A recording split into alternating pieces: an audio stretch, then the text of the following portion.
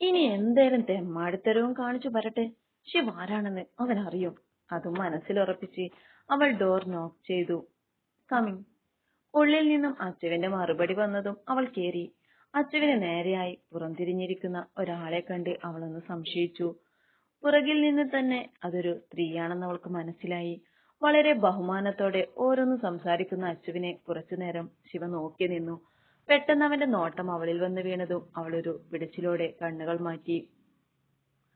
എന്തൊക്കെയോ അവർ സംസാരിക്കുന്നുണ്ടെങ്കിലും ശിവക്കൊന്നും മനസ്സിലായില്ല.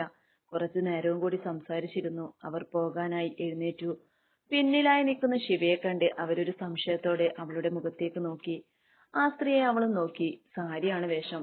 പ്രായം അറിയിക്കാനെന്ന പോലെ തലമുടിയിലുള്ള നരൊഴിച്ചാൽ ഐശ്വര്യം തുളുമ്പുന്ന മുഖം. സാദാ ചിരിയുള്ള മുഖമാണെന്ന് കണ്ടാൽ തന്നെ മനസ്സിലാക്കാം. ഭസ്മക്കുറിയും രുദ്രാക്ഷവും ഒഴിച്ചാൽ മറ്റു അലങ്കാരങ്ങൾ ഒന്നുമില്ല. പ്രസന്നമായി പുഞ്ചിരിച്ചു നിൽക്കുന്ന അവർക്ക് അവളും ഒരു ചിരി സമ്മാനിച്ചു. അവളുടെ അടുത്തേക്ക് വന്ന് തലയിൽ മൃദുവായി തലോടി. മോളുടെ പേരെന്താ? വാത്സല്യത്തോടെയുള്ള അവരുടെ ചോദ്യത്തിന് അവൾക്ക് പെട്ടെന്ന് മറുപടി പറയാൻ സാധിച്ചില്ല. പെട്ടെന്ന് അങ്ങനെ ഒരു ചോദ്യം അവൾ പ്രതീക്ഷിച്ചില്ല എന്ന് പറയുന്നതാവും ശരി. ശിവ എന്റെ ഫിയാൻസിയാണ്. ശിവ പറയുന്നതിനു മുന്നേ അച്ചു ഇടയിൽ കയറി പറഞ്ഞു. അവളുടെ തുറിച്ചുനോട്ടത്തിന് പുച്ഛിച്ച് അവൻ ആ സ്ത്രീയിൽ മാത്രം ശ്രദ്ധിച്ചു. അച്ചു അത് പറഞ്ഞപ്പോ അവരുടെ മുഖത്ത് കണ്ട ഭാവം അവൾക്ക് മനസ്സിലാക്കാൻ പറ്റുന്നതായിരുന്നില്ല. കണ്ണു നിറഞ്ഞ് മനസ്സിലെ സന്തോഷം നിറഞ്ഞതുപോലെ ഒരു നോട്ടം ശിവയെ നോക്കി. അച്ചുവുമായി വല്ലാത്തൊരടുപ്പം അവർക്കുള്ളതായി ശിവക്ക് തോന്നി. പോകുന്നതിനു മുന്നേ അവളുടെ തലയിൽ തലോടി അനുഗ്രഹിക്കാനും അവർ മറന്നില്ല. ആരാത്? അച്ചുവിനോട് യാത്ര പറഞ്ഞ ആ സ്ത്രീ പുറത്തിറങ്ങിയതും ശിവ അവനോടായി ചോദിച്ചു. ഇവിടെ അടുത്തൊരു അനാഥാലയം നടത്തുന്ന മാഡമാണ്. അവരുടെ തന്നെ മറ്റൊരു വില്ല പണിയുന്നതിനുള്ള മിനി പ്രൊജക്ട് നമുക്ക് തരാൻ വന്നതാ.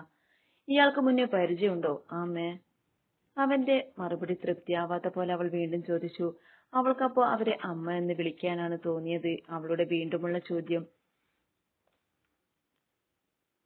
വീണ്ടുമുള്ള ചോദ്യം കേൾക്കെ അവനൊന്ന് അവളെ കുറിവിച്ചു നോക്കി. പ്രതീക്ഷയോടെ തന്നിൽ മാത്രം നോക്കി നിൽക്കുന്ന അവളെ നിരാശപ്പെടുത്താൻ തോന്നിയില്ല അവന്. അറിയില്ല.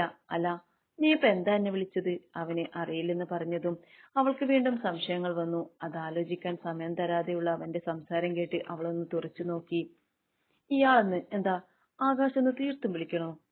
അത് വേണ്ട, അച്ചുവേട്ട അല്ലെങ്കിൽ അച്ചേട്ട വിളിച്ചാ മതി. അവനൊരു പ്രത്യേക ഭാവത്തിൽ പറഞ്ഞതും ഒരുപോലെ ഇരുഹൃദയങ്ങളും ഇടിച്ചു അതിശക്തമായി. അച്ചു പെട്ടെന്നൊരു ആവേശത്തിൽ അങ്ങനെ പറഞ്ഞതാണെങ്കിലും ഉള്ളിൽ ആ പേര് വല്ലാത്തൊരു നടുക്കം ഉണ്ടാക്കുന്നത് അവനറിഞ്ഞു. പേരറിയാത്ത എന്തോ വികാരം തന്നെ മൂടുന്നത് പോലെ മുഖം വ്യക്തമല്ലാത്ത ആൾ തന്നെ അത് വിളിച്ച് ചുറ്റിപ്പിടിക്കുന്നത് അവന്റെ മനസ്സിൽ വന്നുകൊണ്ടിരുന്നു. തലമുടിയിൽ കൊരുത്ത് അവന് രക്ഷയ്ക്കെന്നോണം കൈമുട്ടുകൾ ടേബിളിൽ ഊന്നി. ശിവക്ക് വല്ലാത്ത വേദന തോന്നി അവന്റെ അവസ്ഥയിൽ. ഐശുവിനെ അവൻ വിളിക്കുന്ന പേരാണെന്ന് അതെന്ന് അവൾക്ക് മനസ്സിലായിരുന്നു. അവന്റെ അടുത്തേക്ക് പോയി അവന്റെ ചുമലിൽ കൈവെക്കുമ്പോഴും തനിക്ക് അവനോട് എന്ത് വികാരമാണ് തോന്നുന്നതെന്ന് അവൾക്ക് അറിയുമായിരുന്നില്ല.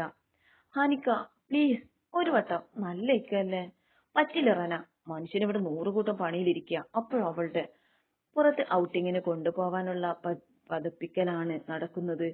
റന പഠിച്ച പണി 18ഉം പയറ്റിയെങ്കിലും ഹാനി ഒരു നിലക്കും അടുക്കുന്നില്ല.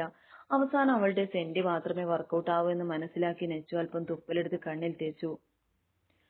അല്ലേലും എനിക്കറിയാം, ഞാനിപ്പോ ഇക്കാക്ക് ഒരു ഭാരമാ. എന്നെ ശ്രദ്ധിക്കാനോ സന്തോഷിപ്പിക്കാനോ എന്തിന് ഒന്ന് സ്നേഹിക്കാൻ പോലും ഇക്കാക്ക് ഇപ്പൊ സമയമില്ലാതായി. ഇതൊക്കെ ആരോട് പറയാനാ? പറയാൻ വേണ്ട, ആരും എനിക്കില്ലാലോ. തകൃതിയായി അഭിനയിച്ചു തകർത്ത് റന മൂക്ക് ചീച്ചി അവന്റെ പാന്റിൽ തേച്ച് വീണ്ടും കരയാൻ തുടങ്ങി.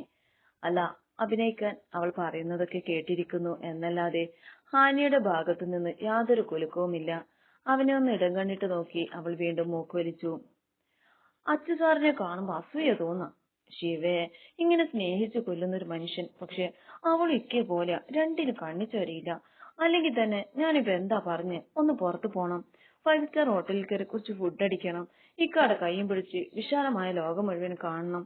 എന്റെ കുഞ്ഞാഗ്രഹം പോലും ഇക്ക നടത്തി തരുന്നില്ലല്ലോ.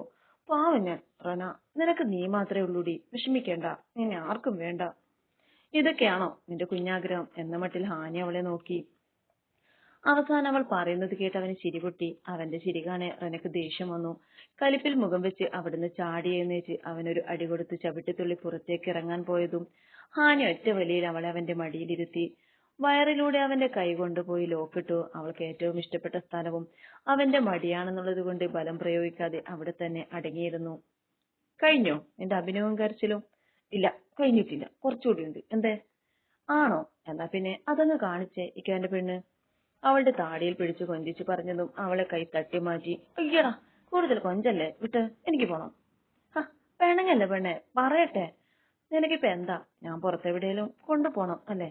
എനിക്കും ആഗ്രഹമുണ്ടടി നിന്നെ ഇതുപോലെ ചേർത്തിരുത്തി നമ്മുടെ മാത്രം ലോകത്ത് കുറച്ചു സമയം ചിലവിടണമെന്ന്. പക്ഷെ എന്ത് ചെയ്യാനാ, പറ്റണ്ടേ? നീ പറഞ്ഞില്ലേ അച്ഛനെ കണ്ടുപിടിക്കാൻ. അവൻ എന്തറിയണം? അവന്റെ കമ്പനി. അവൻ എപ്പോ വേണേലും പോകാം വരാം.